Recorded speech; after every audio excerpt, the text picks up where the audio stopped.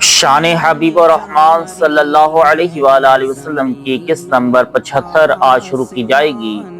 اللہ تعالیٰ کا فرمان عالی شان ہے، یا ایہا الذین آمنوا لا تقدموا بین یدی اللہ ورسولہ واتقوا اللہ ان اللہ سمیع علیم۔ یا ایہا الذین آمنوا لا ترفعوا اصواتکم فوق صوت النبی ولا تجہروا لہ بالقول کجہر بعضکم لبعض ان تحبط اعمالکم وانتم لا تشعرون۔ اے ایمان والو، اللہ اور رسول سے آگے نہ بڑھو اور اللہ سے ڈرو، بے شک اللہ سنتا جانتا ہے۔ اے ایمان والو، اپنی آوازیں اونچی نہ کرو اس نبی کی آواز سے اور ان کے حضور بات چلا کر نہ کہو، جیسے آپس میں ایک دوسرے کے سامنے چلاتے ہو کہ کہیں تمہارے عمل برباد نہ ہو جائیں اور تمہیں خبر بھی نہ ہو۔ یہ آیت کریمہ بھی حضور سید عالم صلی اللہ علیہ وآلہ وسلم کی نعت شریف ہے، اور اس میں مسلمانوں کو اس بارگاہ بے کس پناہ میں حاضری دینے کے قواعد سکھائے گئے ہیں۔ اگرچہ اب مسلمانوں کو اس بارگاہ کی حاضری نصیب نہیں، مگر یہ آیات برابر رکھی گئیں۔ دو وجہ سے، اولاً یہ کہ مسلمان یہ عقیدہ رکھیں کہ اس بارگاہ کا یہ ادب ہے، دوسرے یہ کہ بعد وفات شریف بھی یہی آداب باقی ہیں کہ جو باقی اس آستانہ پر حاضر ہو یہ ادب ملحوظ رکھے اور دینی اور دنیاوی باتوں میں اپنی رائے کو حکم عالی پر مقدم نہ کرے۔ اس آیت میں 3 چیزوں سے مسلمانوں کو منع فرمایا گیا ہے۔ نمبر 1، اللہ اور اس کے رسول سے آگے نہ بڑھو۔ نمبر 2، اپنی آوازیں رسول پاک صلی اللہ علیہ وآلہ وسلم کی آواز مبارک پر اونچی نہ کرو۔ نمبر 3، ان کی بارگاہ میں چلا کر بات نہ کرو۔ ان کی شان نزول علیحدہ علیحدہ ہے، ان کی شان نزول علیحدہ علیحدہ ہیں۔ پہلی آیت یعنی لا تقدموا بین یدی اللہ ورسولہ کی شان نزول کے بارے میں چند قول ہیں۔ مجاہد اور حسن تو فرماتے ہیں کہ بعض لوگوں نے عید الاضحیٰ کے دن قربانی حضور علیہ السلام سے پہلے کر لی تھی۔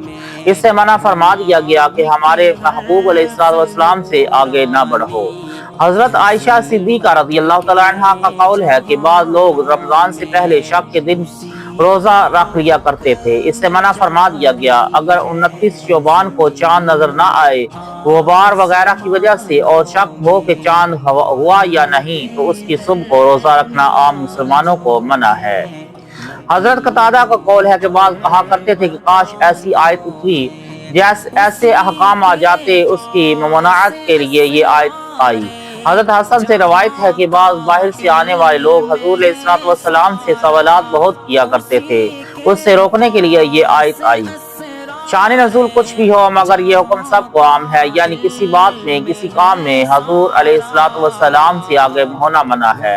اگر حضور علیہ السلام کے ہمراہ راستہ میں جا رہے ہوں تو آگے آگے چلنا منع ہے، مگر خادم کی حیثیت سے یا کسی ضرورت سے اجازت لے کر اگر ساتھ کھانا ہو تو پہلے شروع کر دینا ناجائز۔ اسی طرح اپنی عقل اور اپنی رائے کو حضور علیہ السلام کی رائے سے مقدم کرنا حرام ہے۔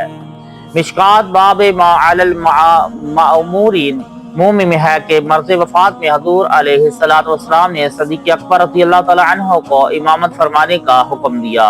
ایک روز عین نماز کی حالت میں حضرت صدیق اکبر رضی اللہ تعالیٰ عنہ نماز پڑھا رہے تھے کہ حضور علیہ السلام تشریف لے آئے۔ اسی وقت صدیق اکبر مقتدی ہو گئے اور حضور علیہ السلام امام۔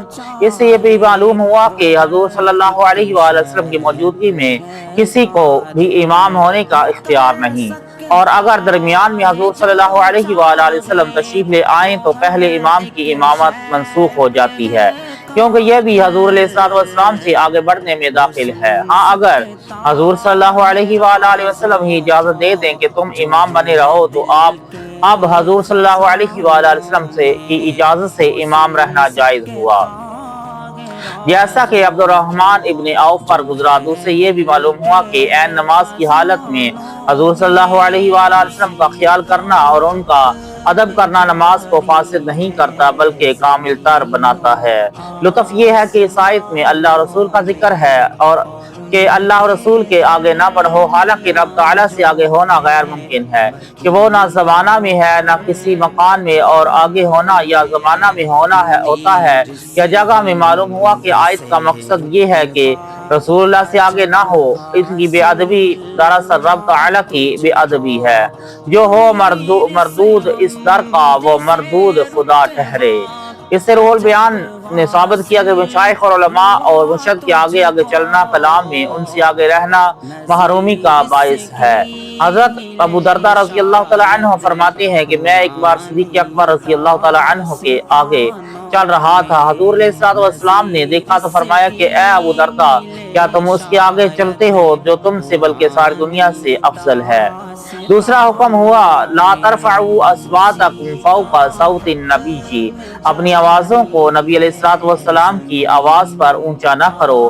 اس کی شان نزول یہ ہے کہ ایک مرتبہ حضرت صدیق اکبر رضی اللہ تعالی عنہ نے حضور صلی اللہ علیہ وآلہ وسلم کی خدمت میں عرض کیا کہ یا حبیب اللہ، اقرا ابن حابس کو ان کی قوم کا عامل بنا دیا جائے۔ حضرت فاروق اعظم رضی اللہ تعالی عنہ نے عرض کیا کہ بلکہ قعقاع بن معبد کو عامل بنایا جائے۔ اس گفتگو میں ان حضرات کی آوازیں بلند ہو گئی۔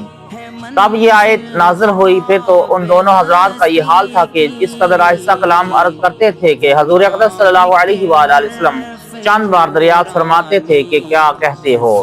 تفسیر خزائن العرفان میں فرمایا کہ یہ آیت حضرت ثابت بن قیس ابن شماس کے بارے میں نازل ہوئی کہ ان کو ثقل سماعت یعنی اونچا سننا کا مرض تھا، اس لیے ان کی آواز کچھ اونچی ہو جایا کرتی تھی۔ غرض کچھ بھی ہو، قرآن نے بارگاہ مصطفیٰ صلی اللہ علیہ وآلہ وسلم کا یہ ادب سکھایا کہ وہاں اونچی آواز نہ نکالو۔ اب بھی حاجیوں کو حکم ہے کہ جب روضہ پاک پر حاضری نصیب ہو تو سلام بہت آہستہ کریں اور کچھ دور کھڑے ہوں، بلکہ بعض فقہا نے تو حکم دیا ہے کہ جب حدیث پاک کا درس ہو رہا ہو تو وہاں دوسرے لوگ بلند آواز سے نہ بولیں کہ اگرچہ بولنے والا اور ہے مگر کلام تو رسول اللہ صلی اللہ علیہ وآلہ وسلم کا ہے۔